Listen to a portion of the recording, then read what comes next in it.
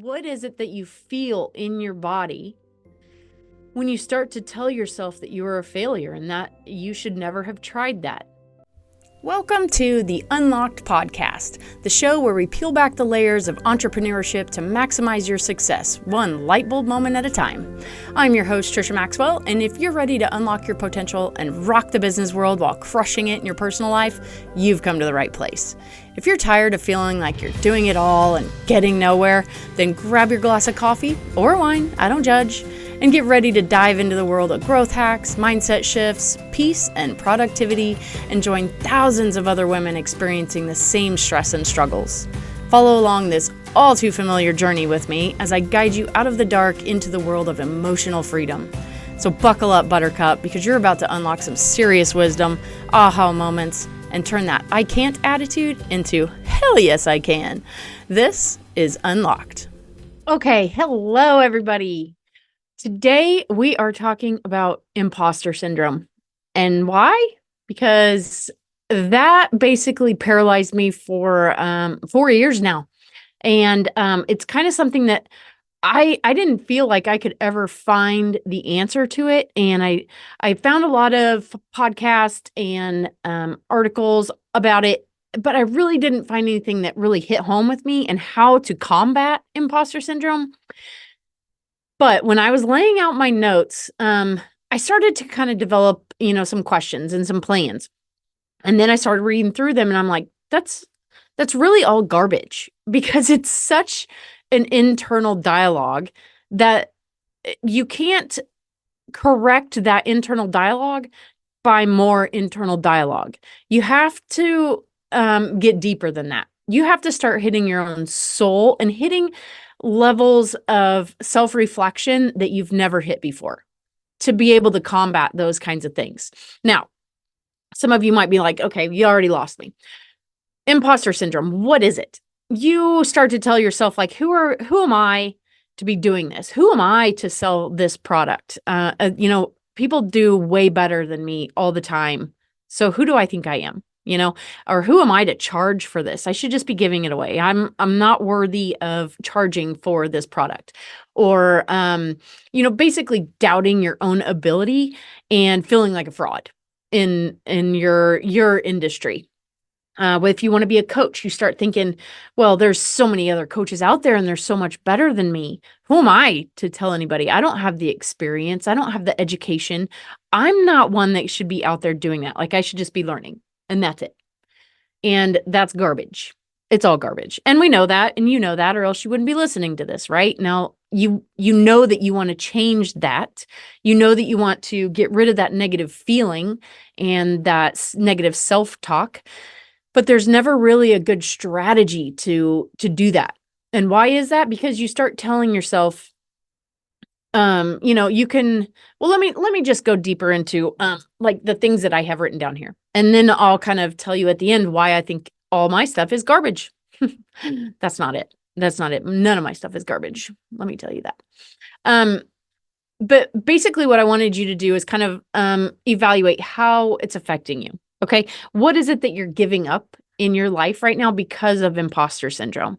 Are you just not taking that next step in your life, in your career, to where you're holding back and you're playing it safe and you're not gambling or taking a risk on anything because you're afraid of what's going to happen for one, or you're afraid of what other people might think.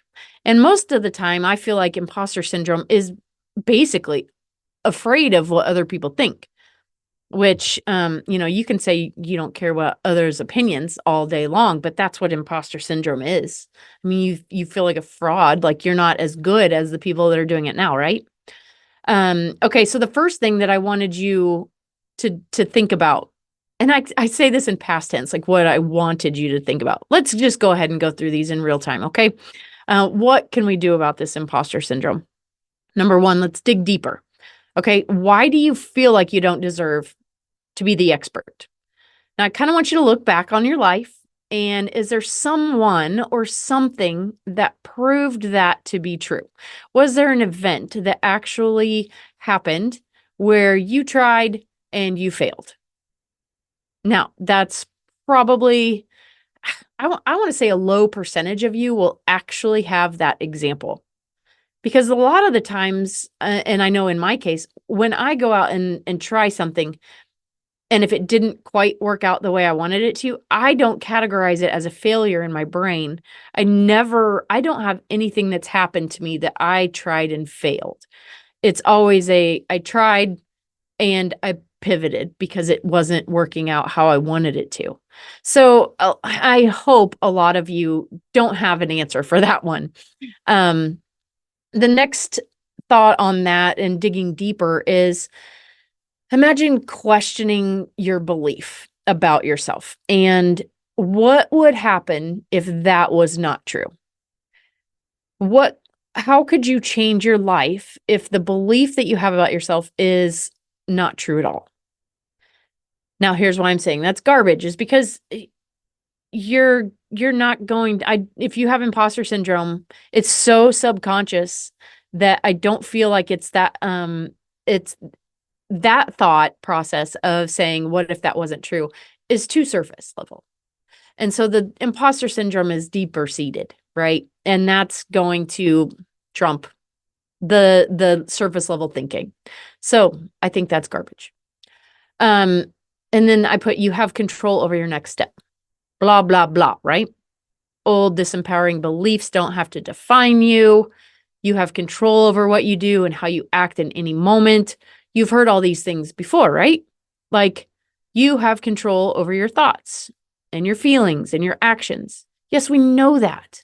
And that's why I say my past notes are garbage. Because now that I look at it and put it and think about it in my own reflection, my own experiences, if I were to hear that on a podcast, I'd be like, next, you're garbage. Because it's not that easy.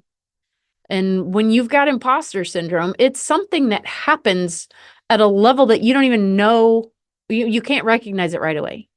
I did this to myself for years and I didn't know it because I didn't know what imposter syndrome was. So as soon as you figure out and someone's told you the definition and what it is, and like, here's why you're holding back, you have imposter syndrome, as if you're diagnosed with something.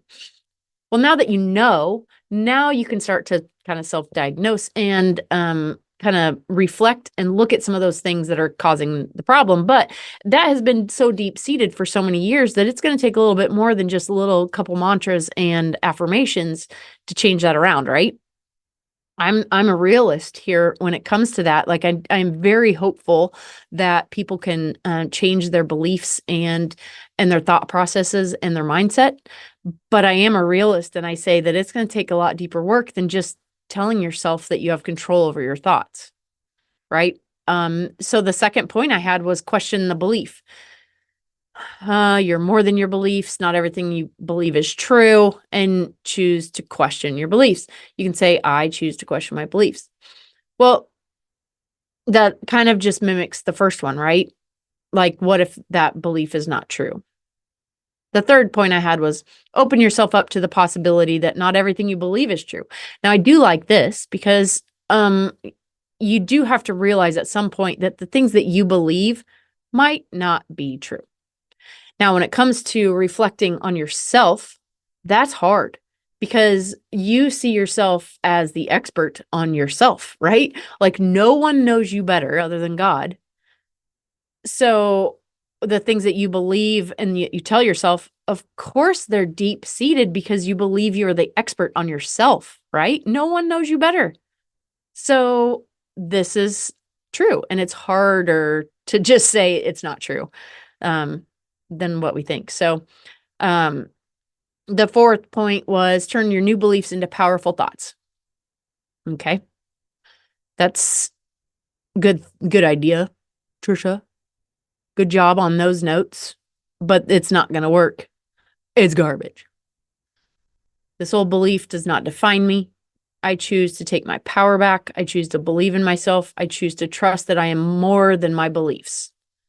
Yes, those are all very good affirmations, but we have to, and affirmations are going to work once you've started to get that foundation of thought process and the feeling about yourself changed.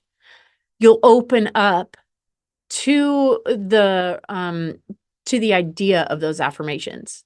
If you have not changed that underlying love for yourself, you'll reject those affirmations left and right, and they'll just be words. Okay, they're not going to really truly sink in. So, able to have affirmations work, you have to open up that sore spot, and we got to figure out what that is. So, the fifth point was create actionable steps to achieve more. Now, I do like this because the more you achieve and the more you just get out and do, the more that that imposter syndrome starts to subside. However, there are very powerful people and very successful people that still have imposter syndrome. Now, why is that? Because they've done this thousands and thousands of times. They shouldn't have imposter syndrome, right? They're already successful. No, they just power through. They've got the discipline and the plan and the work ethic to just keep going because they know it's there, but yet they know that they have to keep pushing through. So by gaining more knowledge and proof that you're capable, you suppress the imposter. And that's true. Prayer. That's a good one. Ask God to help you love yourself more and give yourself more grace if you fail. Now, this is what I'm going to come back and hit on in a second. Get them. Okay. So these last 3 points that I have here are good.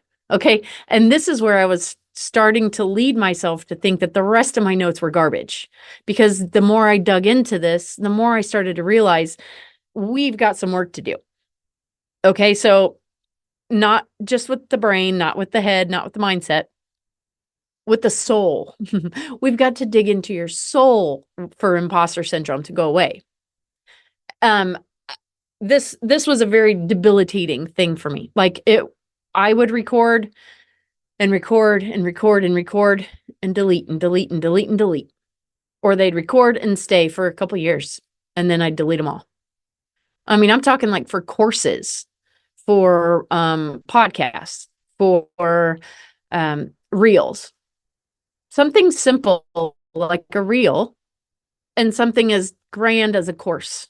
I would record and I delete because I'd go back and I go, no, that's not good enough. Like I became perfectionist at it, and perfectionism is just a form of imposter syndrome. So, okay. So let's go into this just a little bit more. Now, I want you to ask yourself a question. If you were to try to go out and do the thing that's scary, if you're going to go out and price that product and go sell it, or are you going to create that course? Are you going to coach? Are you going to open up your business? What is it that you're going to do? Think about that. And what, how do I want to put this? If you fail at that, if whatever you're going out to do does not work, what do you think about yourself? I want you to ask yourself that. What are you going to tell yourself? Are you going to tell yourself that you suck? I knew it would happen. You shouldn't have tried at all. And you don't tell yourself these things like literally word for word. It's a feeling, right? Because when we talk to ourselves so subconsciously that it's not words, it's feelings. And so when you're doing that self-talk, if you were to go out and do the thing you did and it didn't work out the way you wanted it to, how would you feel about yourself? What would that internal monologue sound like? Would it be a feeling of disgust or, and I told you so kind of thing? Or, like if someone were to tell you, you should never have tried, would that be the same feeling that you would get from yourself? So in doing this little exercise, really dive into that and the feeling, like, where do you feel it? I want you to close your eyes and tell yourself that and picture whatever you're doing. And I want you to fail at that. And then I want you to feel in your body where you're feeling the hurt. Is it in your chest? Is your chest getting heavy or tight? Your stomach kind of churning a little bit? Do you feel your neck tense up a little? What is it that you feel in your body when you start to tell yourself that you are a failure and that you should never have tried that? Because that's really the problem. The imposter syndrome isn't a fear of what other people think. It's a fear of proving yourself right. You're afraid that that little inner demon that keeps telling you all those bad things, you're afraid that that little thing is going to be right. And it's going to say, I told you, you should have never tried. So the imposter syndrome really is just kind of an excuse, don't you think? Like we're out there going, "Oh, I'm afraid that I'm not qualified enough." It might be, but I think it's more you're afraid of how you're going to treat yourself and how you're going to talk to yourself if it didn't work out. So what we need to do now, now that we are exposing that, we need to start to work on that deep, deep, deep dive. That little hole right there, we need to start to fill it with love and acceptance and grace. And if you can get rid of those negative feelings, that tight chest and that churning stomach, and start to fill it with more acceptance and saying to yourself, if I go out there and I fail, I'm still going to love myself. I'm fine. I'll be fine. I'll figure it out. I still am who I am. I'm still a child of God. God still loves me the same, right? He made you imperfect for a reason. So you need to seek him to seek a closer to perfection, right? If you were perfect, you'd never have to seek him. So he loves you the same no matter what. Now we need to work on having that same thought process and that same feeling for yourself that you do for your own children, just like God does for his children. So if you go out there and you fail, you tell yourself, if I go out and fail, I'm going to still love myself and I'm going to be okay. And I'm going to try again. But maybe I'll tweak it a little bit. I don't know. We'll see. But knowing that you're not going to be hard on yourself, squashing that inner demon really takes out a lot of the noise from everybody else. You start to kind of not even care if you're the expert, right? You start to think a little bit more about you're aligned with God and you're aligned with yourself and who's really judging me right now. Nobody, but God's not even judging you. He's still loving you. You're only judging yourself. So you are your worst enemy. You're your biggest critic. And stop it. Shut up. Because it's false. You think you are the expert on you, but you're not, because you're the only one in the world with that perspective. If you've ever thought about that, you're your biggest critic, but you are the only person with that perspective. Everyone else in the world has a different perspective on you, and they're looking at you through a different lens. They're looking at you with a kinder lens than you are yourself. So let's start to reflect a little bit, work on that, open that wound up and fill it with love, fill it with grace, and start to see how your world changes a little bit, how you start to look at imposter syndrome a little bit differently. I'm not an imposter of anyone else, because you can't compare yourself to other people anyways. Everyone has a very unique, different level of where they are and approach to what they're doing. You could be selling the exact same thing, but it's different, right? Because you have a different approach. You're selling maybe to different people.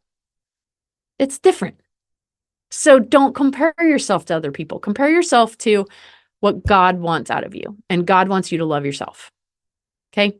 So I hope this helped. I hope telling you that my entire plan that I had laid out was garbage didn't turn you off to my expertise. But I do hope that kind of reflecting in just a different way on this imposter syndrome topic helps you kind of clean from the inside out and maybe just approach it in a different way.